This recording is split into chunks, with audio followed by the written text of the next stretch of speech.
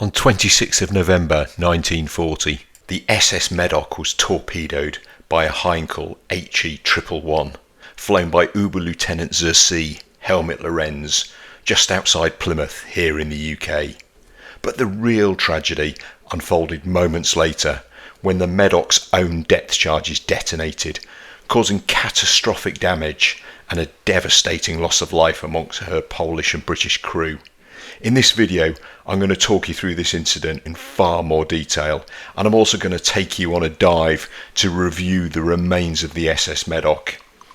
As if that wasn't enough, I'm also going to tell you the incredible tale of sea survival that occurred to Helmut Lorenz just weeks before he sunk the Medoc. The mere fact he was in an aeroplane at this time is frankly amazing, and shows, I think, how expectations were very different in previous days on what is considered normal and what is considered appropriate. But before we do that, let's go back to the Medoc. It was built in Scotland in 1930 and used by a French company as a freighter. But with the declaration of war in 1939, it was taken up by the French Navy, who fitted armament to it and then used it as a patrol ship.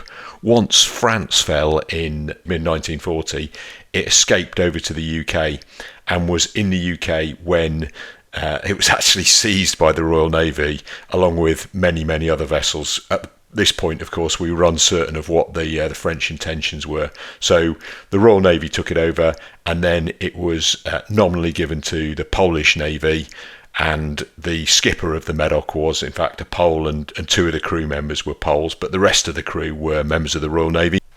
The French had heavily armed her. She had 400mm guns, she had two 37mm anti-aircraft guns, one at the bow, one at the stern, and then she had a whole load of machine guns in and around the bridge. To further add to stuff, she also had two depth charge throwers and 24 depth charges. So this was a well-armed vessel, and no doubt the crew and the authorities expected them to make a significant contribution as a patrol vessel, and that's what it was doing on the 29th of November when it headed out to sea, accompanied by an armed trawler, the Lombard.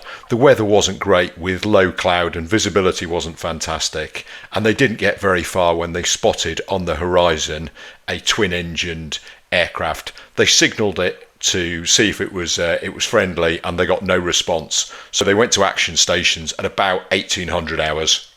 This was a Heinkel flown by Helmut Lorenz. The very first thing he did was open fire from about 500 metres away. He then brought the aircraft back round and dropped a torpedo. The aim on the torpedo was good, and it hit the Medoc on the port side just by the boiler. There was a huge explosion, and the Medoc started to sink quickly. The crew on board the Medoc realised that they were in real danger because the depth charges had been armed, ready for use. So what they tried to do is, as the ship was sinking, they tried to get round as many of them as they could and to disarm them, because of course as soon as the ship sank and the depth charges got to the depth at which they were set, they were going to explode.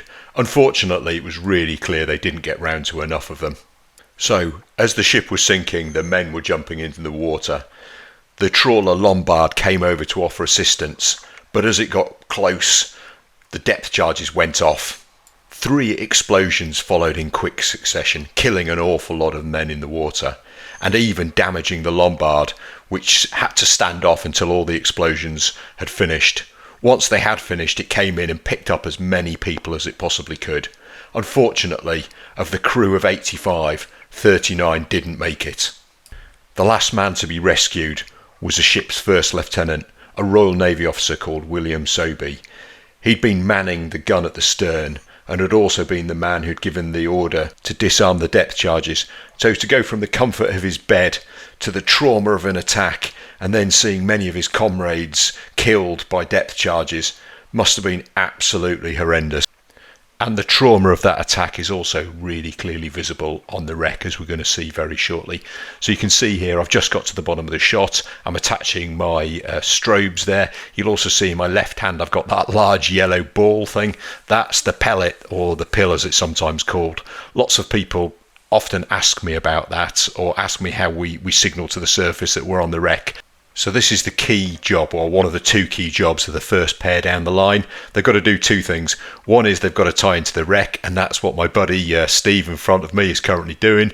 The second thing they've got to do is let go of the pill or the pellet, which is buoyant. It doesn't get crushed at depth, and once it goes up to the surface, they will see it and they will know that they've got to put the next pair of divers in. And the next pair of divers will be coming in with the lazy shot system, and they'll be setting it up. And I'm sure many people will have seen me do that on some of my other videos. So here we go. This is the moment of truth. I'm going to release the yellow pill, the pellet there. You can see I've got it clipped on to my torch. I sometimes just put it around my wrist. There it goes. You probably also heard it banged into my helmet on the way past. But the good news is that I finished my chores for this dive, so I can get on with enjoying it. Or actually, what I'm going to do, I can get on with showing you guys around and showing you the key features of the Medoc and telling the story of this incredible tragedy by showing you what's left of the wreck. This multi-beam image shows the wreck as it currently is, and it's mainly over on its port side. So the big red bits that you can see by and large are parts of the starboard side of the hull. So what we're looking at in the middle of that image there, that is the remnants of the boiler in the engine room, and this is where the shot has landed. As you can see, I'm doing some close-ups on various bits of stuff in and around the engine area. So there in front of me there, that's some sort of electrical junction box or something, I think, with a load of pipe work off there, and obviously a bit of fish life as well. Just coming into view here, I don't know what those bricks are for, possibly some sort of concrete armour, and then that there is the sort of edge of the boiler. So the bow of the vessel is off to the right hand side of the image as you look at it now, and the stern is off to the left. So I'm just about to head off to the stern. As you can see, I'm using two video cameras for this dive. I've got one mounted on my helmet, which is my trusty Paralens. I've also got this one on the video tray in front of me, which is a GoPro 11. I'll swap between the two depending. If I think there's something interesting to see that's close up, I'll generally be using the GoPro. Otherwise, I'll mainly be sticking with my Paralens. And we're just about to come up to the first example of something that is really interesting. I mean, the first thing is loads of nets on this wreck, as you can see, and it does have that reputation.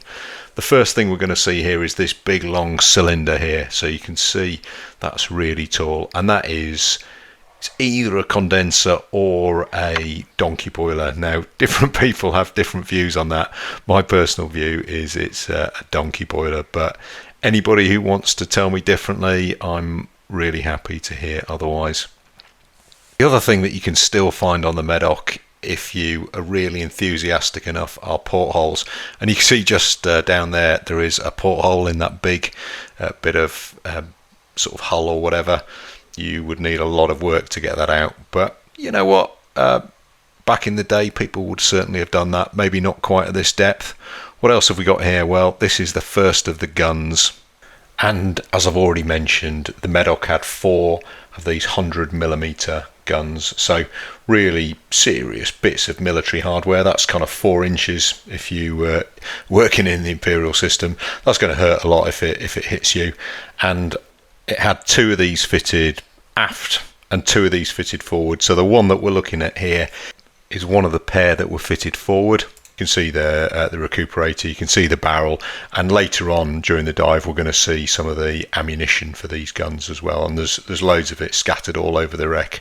Once upon a time it used to be really easy to get, and people would come up with loads of shell cases. These days they're all concreted in, so they don't come up as much, and you're going to see a load of that later on. What we're doing, looking up here, you can see this is part of the hull, as I say, so this is the starboard side, and probably the most intact part of the ship, which isn't particularly saying much. So what we're looking at, the hull here, the bow is behind me, the stern is in front of me, and I'm just moving down the side of it. And what I'm hoping to do by this is just give you a bit of a feel for how smashed this wreck is. And although obviously some of that is due to age and decay and weather and all that sort of stuff, an awful lot of this was during the sinking when those depth charges exploded. I mean, these things were designed to destroy submarines. Imagine what they would do to a ship as it was sinking. It just doesn't even bear thinking about. But what you see I'm doing here is I'm just looking inside, and you can see all those girders, you can see all the bits and pieces of wreckage there, and of course you can see all that net on top of it as well. The Medoc does have a real reputation for being a wreck to which fishermen come, and some divers just really don't like diving the Medoc because of that. Now, it's never been something that I've been particularly concerned about, but I do know there are people who just hate it because there is so much net on it. So we've moved a bit further aft now, and this isn't something you see every day on a 50-metre wreck, but you can see down there's a bit of a porthole. It's the kind of window bit. You can see it's broken. It's kind of got a bit of a snap in it there. Now, the question is, how did that happen? Probably as a result of the sinking, I would guess.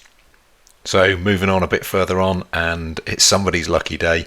That's a fairly decent sized lobster, which would be very tasty, but I'm not in the mood for catching lobsters today, so he can stay exactly where he is. And I'm about to have another really, really great experience with wildlife. I mean, obviously there's tons and tons of fish here, as you can see, and it is one of those really nice things. See kind of marine life that's kind of pretty relaxed and comfortable. But before that, this looks like the bottom of the mast. So the Medoc was a cargo ship before it was armed and taken up by the French Navy, and that's one of the cargo masts, just obviously lying collapsed on the seabed. Things that, I'll be honest, I don't really recognise. You can see just in front of me on the kind of bottom left hand side there is a couple of cylindrical objects. I guess they look a bit like shells, but they're not. They're far too big. Maybe some sort of pressure vessels. I'm sure that a ship like this would have need compressed air or whatever for all sorts of bits and pieces, but I have no further information as to what those are. If somebody out there recognises them, then I would love to hear. And there's another piece of wildlife down there, so that is a big crayfish or crawfish, depending on who you speak to. Didn't see them in Plymouth for years and years and years and years, and they've all of a sudden just made a comeback. And their comeback may be related to the other thing that I'm just about to see here, which is right in front of me. There is an octopus, and it's a big one as well. So we'd always get small, very timid octopuses, but for some reason the last 12 months they have come back in absolute force, and I've got no idea why. You can see that one there, that's its home. You can see it's decorated with various scallop shells and the kind of various different things it's eaten there. It's got a bit of decoration with some pink sea fans on the top of it there. You can see I'm putting my finger out there, and it's not super impressed by that. It's you kind of feel that was like a go away and leave me alone type thing. Obviously, octopus are far too interesting to do that kind of thing with, so I'm not going to leave it alone. I'm going to get some more good video footage of it, because they're incredible animals and really, really nice to see. I love them to bits. Although the other thing I'm kind of wary of is I know octopuses are really strong, so last thing I want is it to grab hold of me. So that's why I'm throwing scallop shells at it rather than sticking my fingers on it. Anyway, that's enough octopus time, so I'm gonna leave this be, because I'm at the stern and there's some stuff here that I really want to show you. You remember the story of the fact that Medoc was shooting at Helmut Lorenze's Heinkel, and one of the places, William Sobey, who was the officer who survived, he was manning the stern anti-aircraft gun. We're at the stern. The anti-aircraft gun is lying on the seabed. There's also a load of ammunition here as well, so what I'm going to do is I'm going to find it and I'm going to show it. But before that, we're just going to see the top of the mast. You can see it here. It's just there, sort of lying down to my right hand side. It was a cargo mast, so no sails or anything in it. It was just used for loading cargo. Or unloading cargo. The other thing you can see directly in front of me there with the starfish on, that's ammunition boxes. That's the 37mm anti-aircraft ammunition.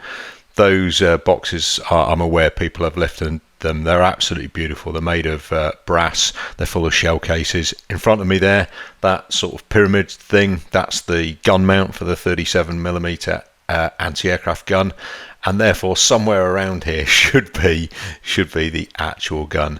And I'm going to save us all a lot of pain because I don't manage to find it. But what I do have is a photo from another dive that I've taken, and here it is.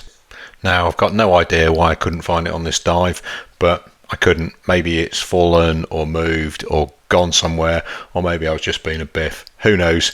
But it is down there. I have seen it before. Obviously, you've seen the photo. So, and it's really interesting because that's obviously what was being manned when Helmut Lorenz and his Heinkel He111 attacked the Medoc. So just crazy to think that this was the events that happened here, that right where we are now, this was where they were firing back at the Heinkel. This is where they gave the order to disarm the depth charges, and this is where William Sobey would have left in order to kind of abandon ship. Now, you can probably just see there that I've spotted some other divers.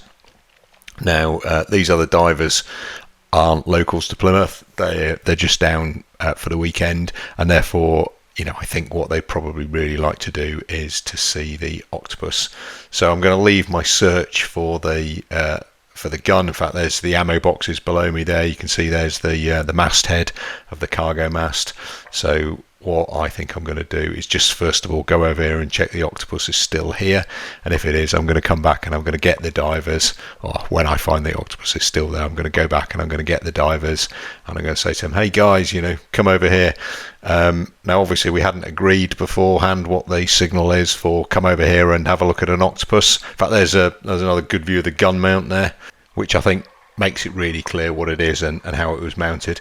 There's the other diver, you can see him with the orange Kubi gloves. And what I would say is, if you're diving and you hear a diver coming over to you gesticulating wildly, making those kind of signals, this is the universal sign for there's an Octopus over here that you need to come and have a look at it. I think eventually they get the idea that there's something they should come and see. There you go, there's a crayfish, which if it's not careful is going to be octopus dinner. And I'm taking these guys back over here to see where the Octopus is. And I'm in for a bit of a surprise, because the only thing better than one octopus is, of course, two octopuses. And you can see this one's come out of its hole a bit. You can actually just see how big it is there.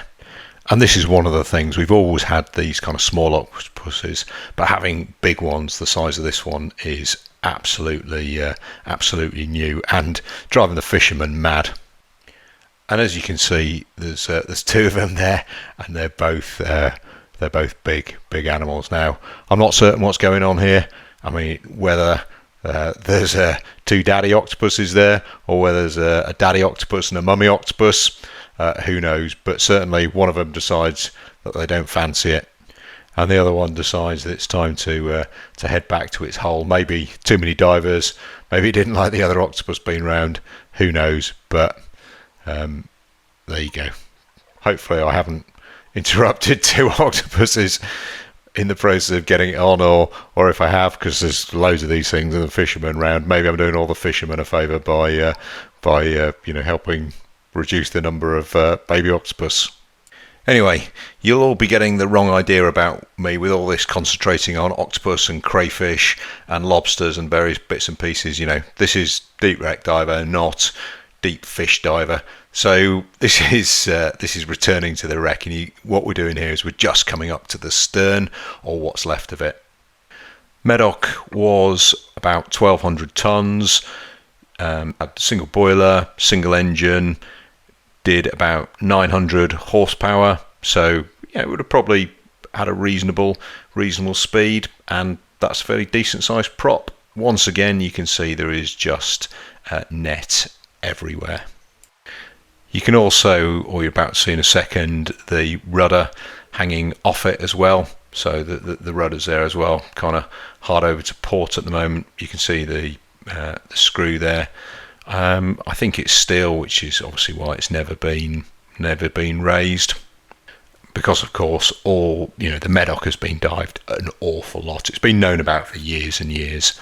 It took them quite a long while to identify it, actually, which is really surprising, given the fact it was sunk in 1940, given the fact it's so close to Plymouth. You'd have thought the records would have allowed it, but in the end, when they dived it, they started finding all sorts of bits and pieces on it, and when they put those together, they quickly identified it as the Medoc.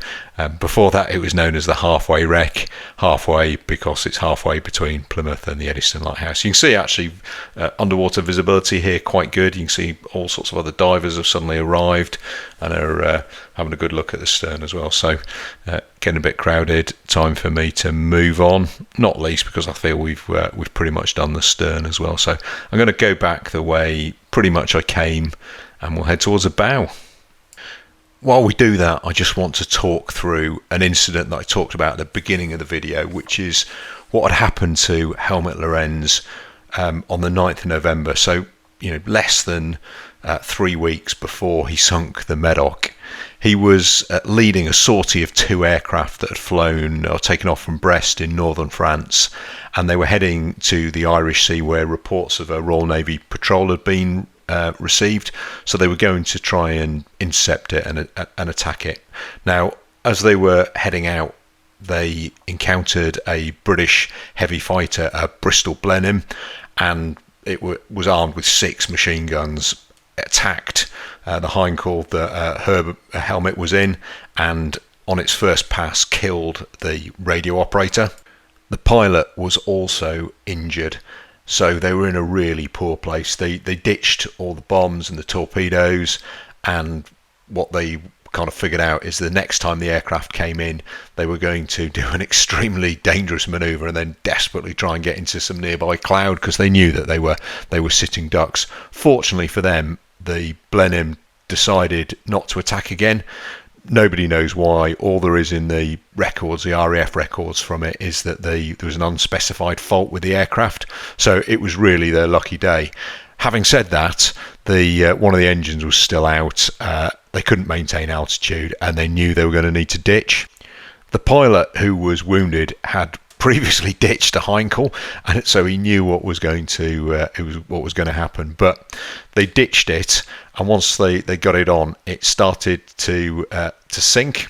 I think the kind of force of the landing or whatever caused the aircraft to go in underneath the waves. They all kept their nerves, because it then popped back up above the waves, and they could therefore get into it and start to get out the dinghies and all those sorts of stuff and prepare for survival. I mean, this is November, by the way, so anybody who's been in the English Channel in November knows it's extremely miserable. So what they had a wounded pilot. The flight engineer was also quite seriously wounded, and Helmut Lorenz wasn't wounded, but they were in a really miserable place. So they got the dinghy out. They managed to get it inflated. Unfortunately, as soon as they got in it, they noticed that it had been holed by the Blenheim attack.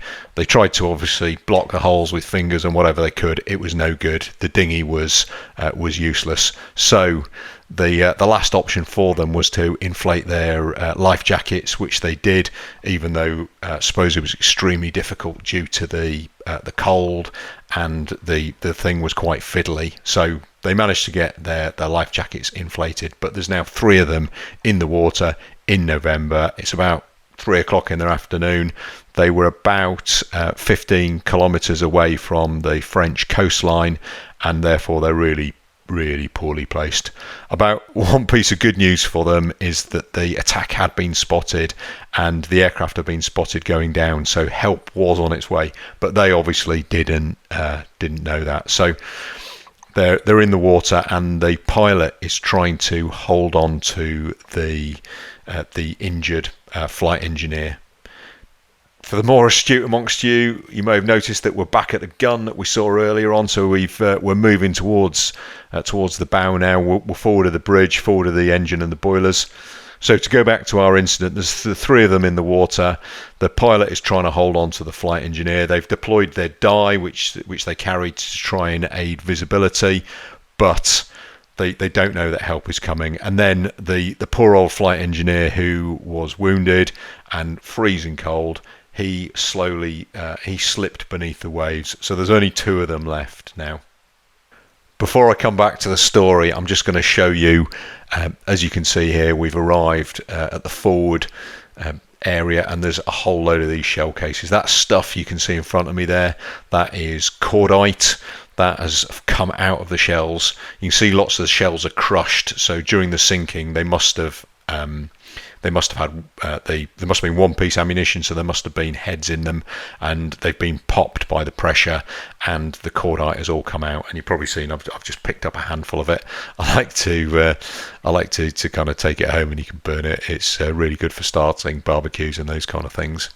The other thing that you can see in front of me here is this thing, which is one of the gun mount. There's also all sorts of other interesting bits and pieces down here. There's that room to the right hand side. Down to the left hand side, there's a gun mount there, but you can also see there's some sort of I think that's part of the sighting mechanism for one of the guns maybe, but I'm not 100% certain. What you can do though is you can have a look in this room, and you can see in that room there's a load more of those boxes like we saw at the stern. This is the 37mm ammunition. Now unfortunately my video is not really great. I need to kind of stick the video lights in a bit more, but you can see there's a load of boxes on the right, there's a load of boxes on the right, so this must have been part of the armory, I guess. And it does look as though somebody at some point has been trying to get that box out on the left. Not sure whether it's a diver or whether it was at the time, maybe they were manning the forward anti-aircraft gun as well, and somebody was like, quick, get some more ammunition out, and the guy had just moved it and got it that far out, and then all of a sudden it was like, oh no, the ship's sinking. Or possibly it just ended up like that when the ship sunk due to the force. I've got no idea. Nobody probably ever will. But the other thing you can see there, I think, is the door, which looks as though it's been blown in as well. So really interesting room this, and one that I always like to visit when I dive the Medoc. You can see I've put all that cordite on the top. I think maybe that's I'm going to pick it up later or something. We find cordite on loads and loads of wrecks, and this is quite interesting. This cordite, sorry, it's a bit of a segue here.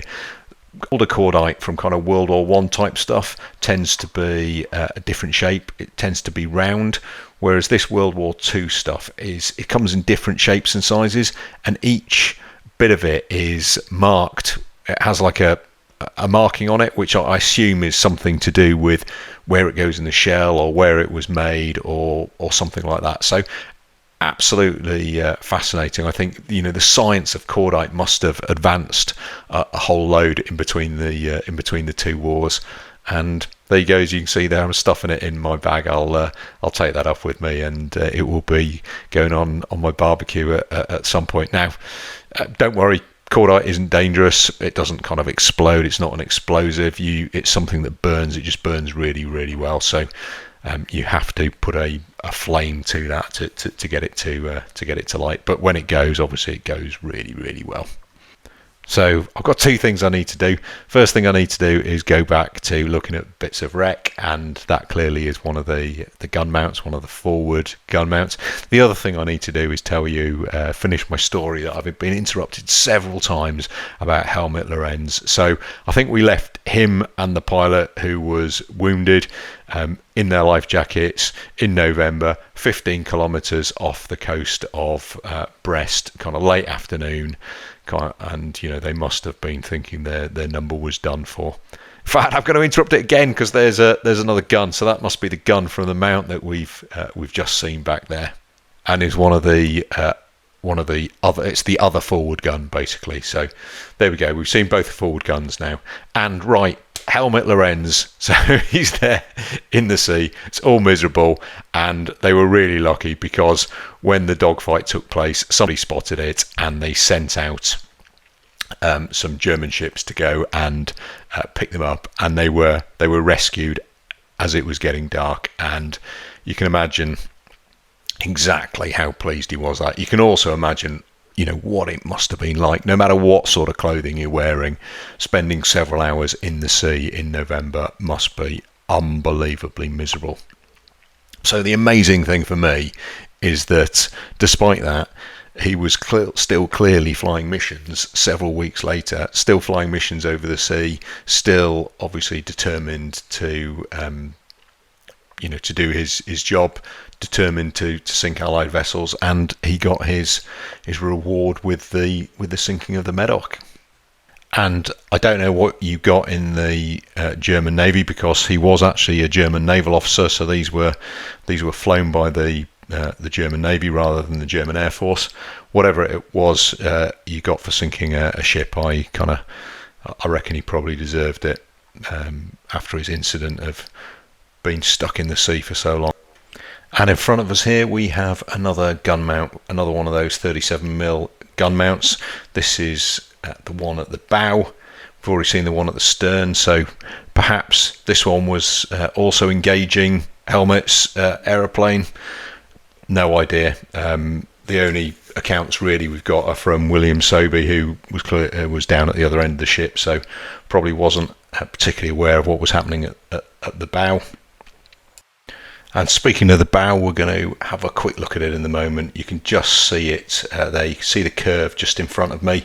There's a load of debris and stuff on the floor that's fallen off it, but that there, curving up above me, is the bow, and you can see it's kind of rolled over to its port side. The stern is pretty much intact, but the bow and most of the ship is definitely lying on its port side. You can see the amount of damage it's had to it, whether the damage was caused by the sinking, whether it was caused by the attack, whether it's been caused by subsequent decay and human activity. I've got no idea at all. That looks like the chain locker in front of me there. You can see a big pile of chain.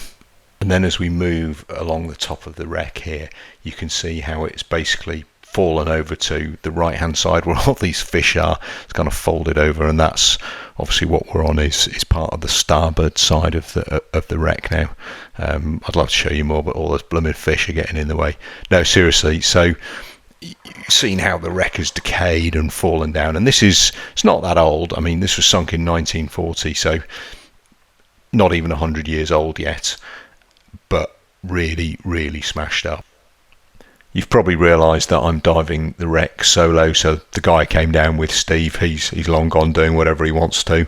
I wanted to get some good video of the wreck, so what I was really hoping was there wouldn't be a whole load of divers, but when I was at the stern, it would appear all the divers are at the stern. I've come to the bow, so it would appear everybody wants to be at the bow, but hey, that's the way it goes. In front of me there, you can just see the kind of edge of one of the cargo holds. You've probably also seen various bollards, various other bits and pieces. There's a ladder down there, so that kind of useful things about ladders, that orientates the vessel. So I guess that's pretty much vertical, so this particular part of the ship must be correctly orientated. And it's quite common for ships to decay in different ways. That bit to the left, I've been in before. I've kind of swam in, had a look around inside there. There's more of those boxes, so there must have been ammunition all over the ship. There you go. There's some of the divers. I do love these orange fins and those orange gloves. They do stand out really, really nicely. So if you're considering buying fins, mine are black, and I always regret buying black fins. It's so much better having ones that stand out, and this shows you really well why that's a good idea. A couple of guys on JJs there. Then close to the end of my dive, I have cut it a bit, so I've tried to focus on the more interesting bits. You can see here that I'm back at one of the gun mounts. It's off to the right hand side. There's that box, or not the box, there's the room with all the ammunition in there down to the left hand side. And in lots of respects, this is my kind of favourite part of the wreck, this forward ammunition bunker or armory, I guess, something like that you'd call it.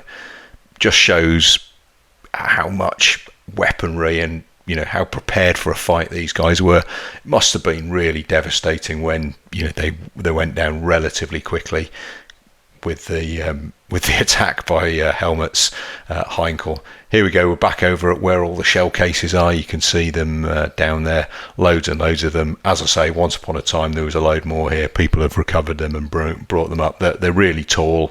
They polish up well, but most of them have been crushed, so unless you're particularly good at getting crushed or making crushed cylinders round again, I have to say I don't think they look particularly brilliant. Back in the day, supposedly there were some uncrushed ones, but those are all long gone. This is me just having a look down at them there.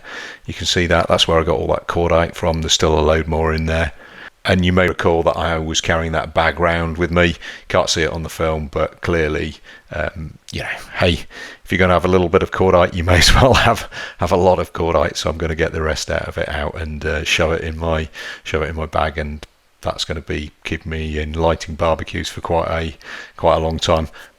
No need for firelighters in my house, I can tell you that. So, and I guess it's a good thing as well, because cordite shouldn't be at the bottom of the seabed. So picking it up and taking it out, that's got to be a good thing, right? So I'm kind of, it's like ghost net removal, that kind of thing. That's the way I see this. I'm doing the ocean a service by removing it. But anybody who thinks I'm being serious there, by the way, I am not in any way whatsoever being serious. I like taking it up because it's good for lighting barbecues, and my kids like seeing it burn as well. So anyway, back to the dive. So I'm getting close to the end of this dive. You can see there's some other divers, I think, probably having the same idea. So we're all kind of heading back to the shot line. You can see there's one of the front guns that we saw right at the beginning. Front guns, what am I talking about? No doubt I'll get slated for that in the comment section, which is absolutely fine. It's a forward gun, so I can hear people tapping already. It's a forward gun. You can see the porthole that I spotted earlier on down on the right hand side as well there. So we're going back over old ground here, but you can see exactly how smashed up the Medoc is. You can see how covered it is in net. I've made this point loads and loads of time, and one of the things is, when you see this, I think you have to think about those events of November 1940. The crew of the Medoc trying to fight off Helmut Lorenze's Heinkel as it came in on them. Also, once the ship was sinking, trying to get off, trying to get rid of those depth charges. Absolutely horrendous. And this is also pretty horrendous in front of me here. You can see there, that thing, that blue thing, that is, believe it or not, the remains of a seal. You can probably just see its mouth at the top of the photo there. Now, I don't know whether that seal got trapped in that net. I don't know whether that seal died and then fell on that net. Perhaps it got hit by a boat or something. I've no idea at all. What I do know is it's not a particularly nice thing to see in a wreck. I've seen other dead things before. I've seen dolphins. I've seen quite a few dolphin skeletons or porpoise skeletons. I've seen byproduct. I've seen fish ditched on wrecks, all sorts of things. But it's just not very nice, and quite a sad way to end what has been quite a nice dive, actually, because obviously we've seen all those other nice live things. We've seen all the lobsters, we've seen the crayfish, we've seen the octopus, we've seen loads of other fish around, and just to have that seal there, not nice at all. What is nice though is you can probably see the flashing of the strobes when you're at the end of your dive, and you can see the flashing of the strobes. That's always really nice, because you know where the shot is, you know that it's you're going to be able to get home. And home I have got, because as you can see here, I'm quite a way up the shot line. This is the lazy shot here. I'm going to go in and remove my tags. You can see there's a whole load of other divers around who are heading up to do the same thing, and whoever's last, they're going to get the joy of releasing the lazy shot, and we'll all drift in the current. Although it has to be said, the Medoc is pretty low current, so even if you get it bang on springs, bang at the worst moment, you don't get that strong currents on it. So here's my usual, here's a deco profile. Now this is relatively shallow, 50 odd meters, so you get a whole load of bottom time, and you can see there I actually spend nearly 50 minutes on the wreck. You can see during the ascent there's a slight burble there. I think that's probably when I overshot the lazy shot system, so I had to probably go back down again to get my tag off. And then you can see there the rest of the deco profile looks pretty much okay, apart from a little wobble there. Not sure exactly what was going on. And then a total run time of just over 2 hours, and come out of the water all good. So the SS Medoc, from a time when it was possible for a German plane to torpedo a ship within 6 miles of Plymouth. There's Helmut Lorenze, a man who had a fantastic result in sinking the Medoc after an awful experience of spending several hours in the freezing water in November. There's depth charges that killed so many people on the Medoc. And those are the ones that I'd like you to remember, along with the bravery of those who survived, including Lieutenant William Sobey, who manned the guns, gave the order to abandon ship, and tried to disarm in vain those depth charges. Thank you very much for watching my video. Hope you've enjoyed it. As always, please leave us a like, leave us a comment, and of course, watch the next one. Thank you.